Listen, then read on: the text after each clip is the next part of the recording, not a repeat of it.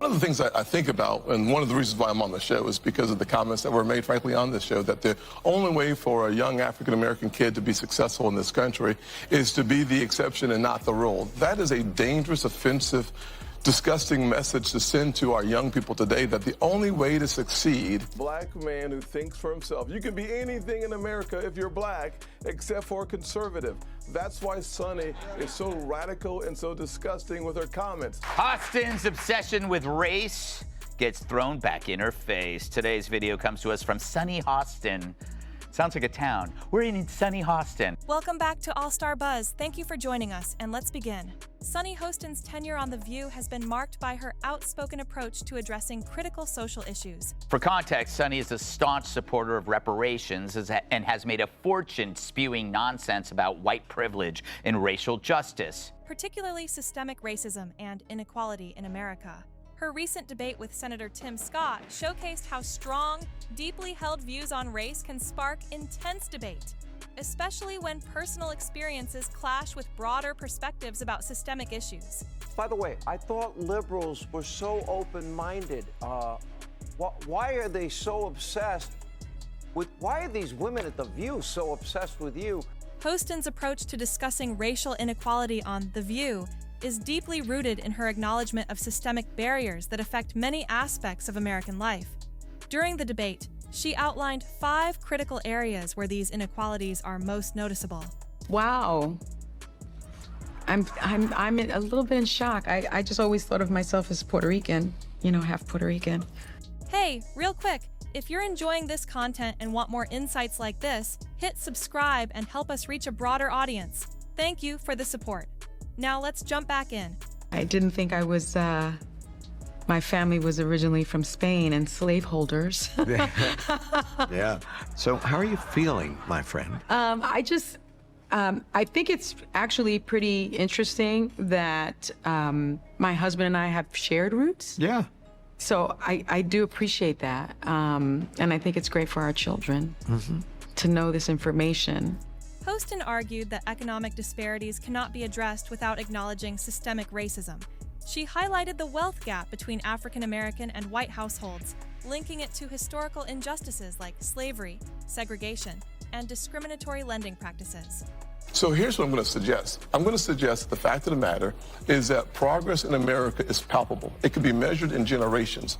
I look back at the fact that my grandfather, born in 1921 in Sally, South Carolina, when he was on a sidewalk, a white person was coming, he had to step off and not make eye contact. That man believed then, with some doubt now, in the goodness of America, because he believed that having faith in God, faith in himself, and faith in what the future could hold for his kids would unleash opportunities in ways that you cannot imagine. Education was a central focus of Hostin's critique.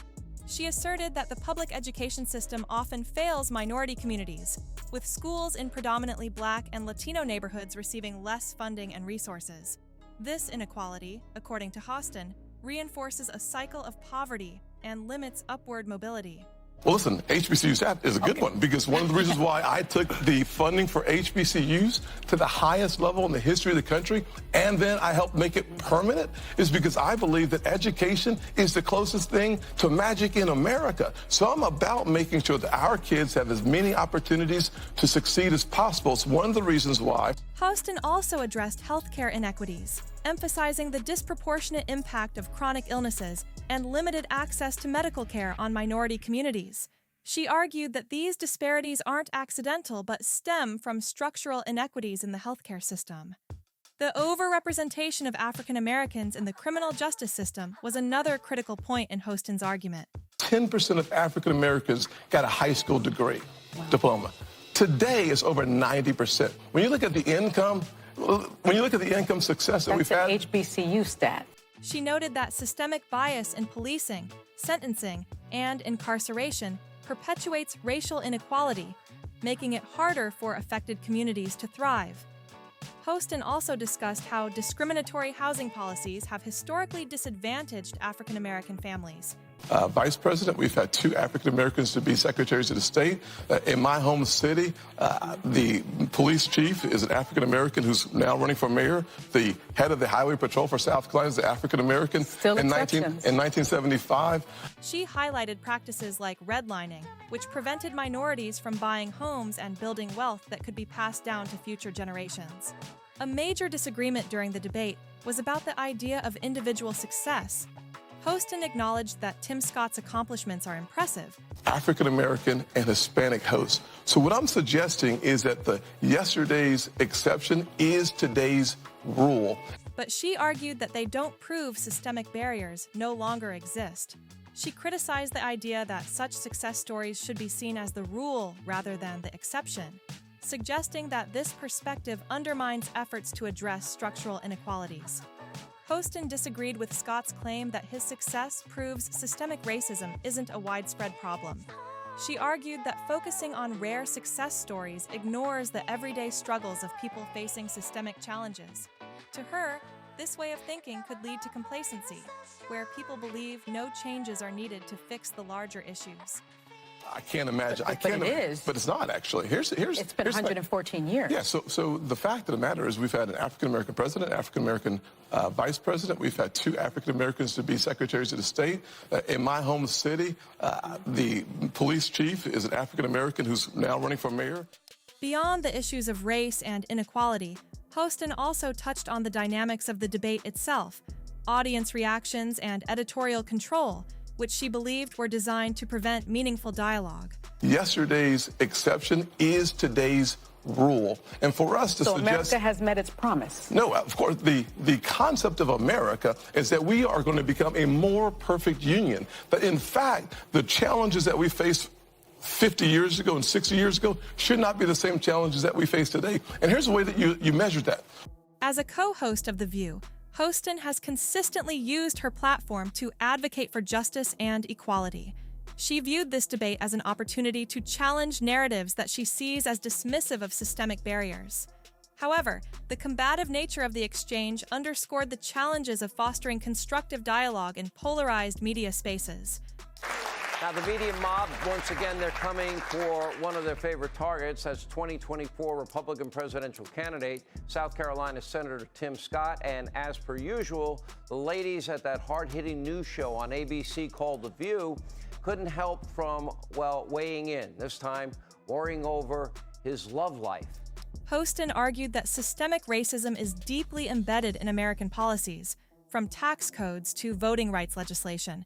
She emphasized the need for systemic reform to address these ingrained inequities, advocating for policies that prioritize equity and inclusion. Hostin criticized Scott's position as overly simplistic. She's actually the descendant of slave owners from Europe. Here's how she took the news. Roll it. Wow. I'm a little bit in shock. I just always thought of myself as Puerto Rican, half Puerto Rican. I didn't think I was, my family was originally from Spain and slaveholders. Yeah. Arguing that his reliance on personal anecdotes failed to address the broader systemic issues. She challenged him to acknowledge the structural barriers that prevent many minorities from achieving similar success. The emotional intensity of the debate highlighted the deeply personal nature of these issues. Ginny Thomas, who's white, and, oh, he might marry a Ginny Thomas. How do you... Is that not playing the race card? Sure. Absolutely, Sean. The Democrat Party and the progressive left, they are stuck in Jim Crow 1920s and 30s. What they do not want is a black man who thinks for himself. You can be anything in America if you're black, except for conservative. Hostin's passion for advocating systemic change clashed with Scott's focus on individual empowerment, creating a dynamic that was as compelling as it was contentious. Hostin placed the debate within the broader historical context of racial inequality in America. She pointed to the legacy of slavery, segregation, and discriminatory policies as foundational to the systemic barriers that persist today.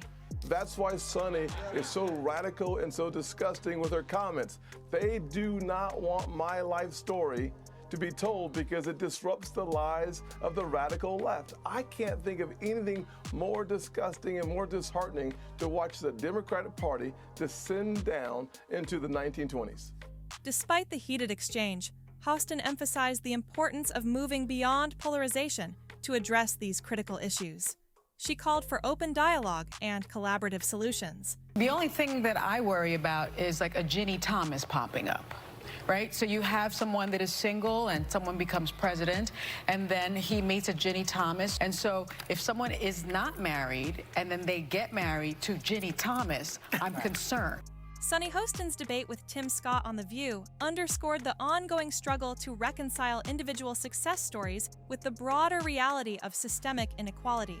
I think that women, white women in particular, want to protect the patriarchy here because it's to their benefit. Yeah. They want to make sure that their husbands do well. They want to make sure that their sons do well. They want to make sure that their children do well. And they want to make sure that they do well. Most of the women in some of these studies are married white women. Kid today can look, just change the stations and see how much progress has been made in this country.